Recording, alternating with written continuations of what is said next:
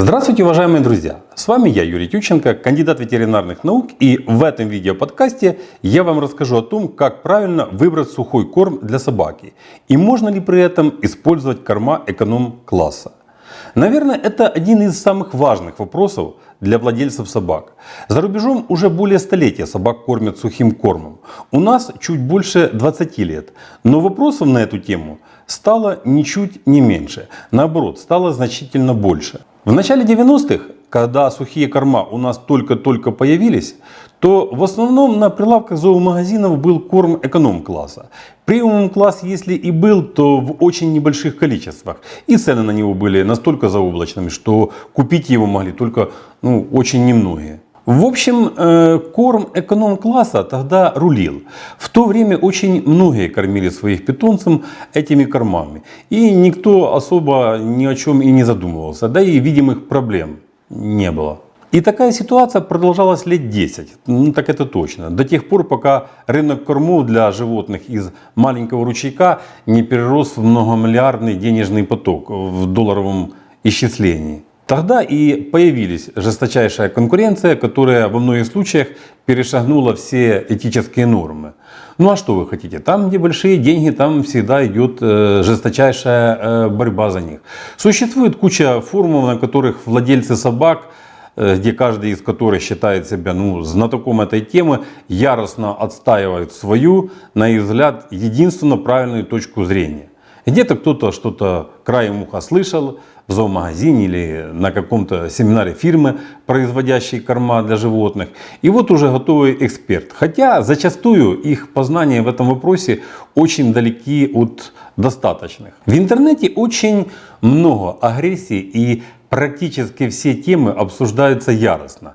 А мы давайте спокойно разберемся в этом вопросе. И при этом не претендуя на истину в последней инстанции. На сегодняшний день существует 4 основных категории промышленных кормов для собак. Первый класс — это корма эконом-класса. Корма этого класса характеризуются невысоким качеством исходного сырья, чего там греха таить. Как правило, это отходы производства продуктов питания для человека. В качестве животного белка в состав таких кормов входят гидролизаты рогов, копыт, шкур, перьев, внутренностей. В таких кормах преобладают растительные компоненты, много растительного белка. Следующий класс — это корма премиум класса. Это более качественные и дорогие корма. Они уже учитывают возраст животного, его активность. В их состав входят ингредиенты рыбы, птицы, сельскохозяйственных животных, растительные компоненты. И преимуществом сухих кормов премиум класса по сравнению с классом эконом является увеличение количества животного белка. Однако концентрация белка в корме этого класса очень часто обусловлена не натуральным мясом, а скорее всего это субпродукты или какие-то другие отходы мясной промышленности. Потребность в различных ингредиентах дополняется введением в состав этих кормов качественных витаминно-минеральных препаратов и протеиновых добавок. Третий класс — это корма супер премиум класса. Их еще называют профессиональными кормами.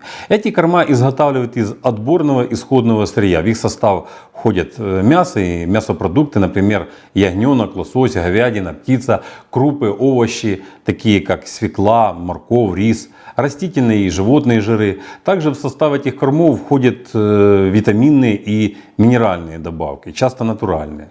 Здесь уже и упаковка получше, благодаря которой продукт длительно сохраняет свои вкусовые питательные качества. Усваиваемость такого корма составляет 80-90%. Супер премиум продукты учитывают питательные потребности животных в разные периоды жизни. Учитывают размеры животного, его возраст, активность, качественный состав и наличие специальных диетических продуктов в специальных кормах позволяет свести к минимуму пищеварительные и кожные проблемы. Сухой корм разряда супер премиум включает качественные компоненты. И это не только натуральное мясо, но и яйца, злаки, полезные пищевые добавки. Такую смесь можно подобрать как по возрасту собаки, так и по ее физиологическому состоянию, образу жизни, что несомненно является большим преимуществом. И последний, самый высокий класс — это корма класса холистик. Самые натуральные и качественные сухие корма для домашних питомцев. В таких кормах содержание мяса составляет составляет от 60 до 80%. Отсутствуют субпродукты и другие низкокачественные компоненты.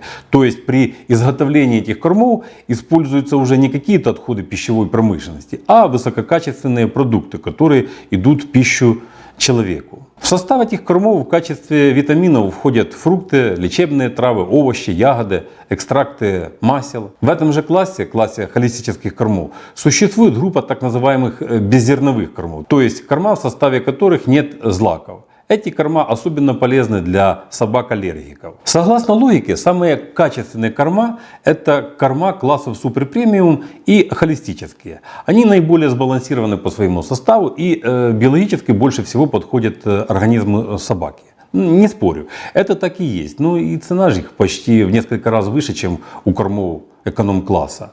Понятно, что пищевая ценность кормов эконом-класса значительно ниже, чем у кормов супер-премиум класса. Но сказать, что эти корма отрава, в буквальном смысле, для организма животного, тоже нельзя.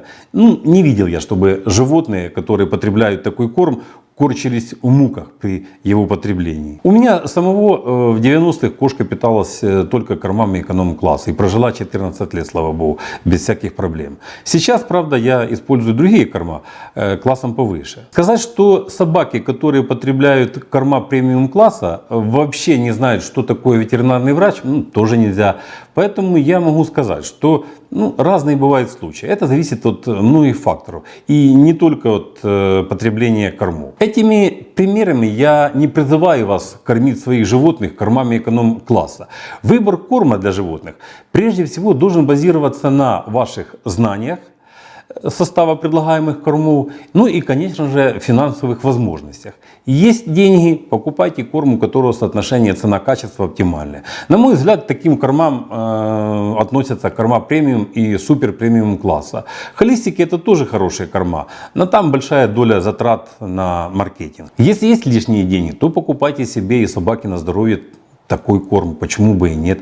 Но если у вас нет возможности покупать корма высокого качества, то кормите свое животное тем, что вам доступно. Например, и кормами эконом-класса. А что делать, если нет другого выхода? Не морить же животное голодом. Да, эти корма по многим показателям уступают кормам премиум-класса, но они уж точно не являются отравой. Не верьте тому, кто так говорит, что корма эконом-класса — это отрава. Это неправда, это просто антиреклама злобная. Не совсем сбалансированные они. Преобладает там зерновая группа компонентов, мало там животного белка, но они позволяют достаточно полноценно животному жить. И я вам скажу, что над созданием таких кормов трудились целые научные коллективы, чтобы практически из отходов пищевого производства подготовить корм, который бы за такие минимальные деньги позволял животному полноценно обеспечивать все необходимые жизненные функции организма и хорошо при этом поедался. И многие животные на таких кормах живут, если не десятки лет, то более 10 лет, так уж точно. При кормлении такими кормами животному надо периодически давать витаминно-минеральные добавки для корректировки баланса организма. И как бы там ни было, но в общей массе кормов для животных корма эконом-класса занимают наибольшую долю рынка. А это уже о чем-то говорит. А если взять людей, что они в своей подавляющем большинстве ежедневно потребляют пищу премиум-класса? Не думаю. Для очень многих людей и сосиски за счастье.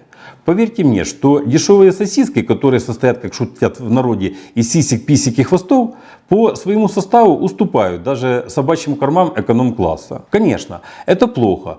А что делать этим людям, если на другую пищу у них денег просто не хватает? Не умирать же. Вот точно так же и с кормом для собак. На выбор корма в первую очередь влияет наличие денег у хозяина, а потом уже все остальное. Поэтому, резюмируя, я хочу сказать, что кормить свою собаку кормами эконом-класса, если вам позволяют ваши финансы, это не самый правильный выбор. Но если финансовые возможности не позволяют, то и это не самый худший вариант. И это уж точно не отрава. Некоторые зрители могут мне возразить, что, мол, если денег нет, то надо переходить на натуральное кормление, кормить натуралкой. Или скажут более жестко, что если не можете обеспечить полноценное питание собаки, то тогда вообще незачем эту собаку и заводить. Не знаю, по второму варианту это уже не ко мне. А что касается кормления натуральными кормами, в следующем видео мы обязательно более подробно рассмотрим и эту тему. Но немного забегая наперед, скажу вам, что натуральное кормление тоже понятие неоднозначное. Там есть тоже классы. Некоторые люди кормят своих собак мясом с творогом да куриными яйцами, а в некоторых и на куриные лапки не знают, где денег найти. И в этом случае корм эконом-класса будет намного лучшим выбором, чем давить свою собаку этими отходами. Надеюсь, вы правильно поняли идею данного видео. А пока всего вам доброго, здоровья вам и вашим любимцам, подписывайтесь на наш канал и до новых встреч!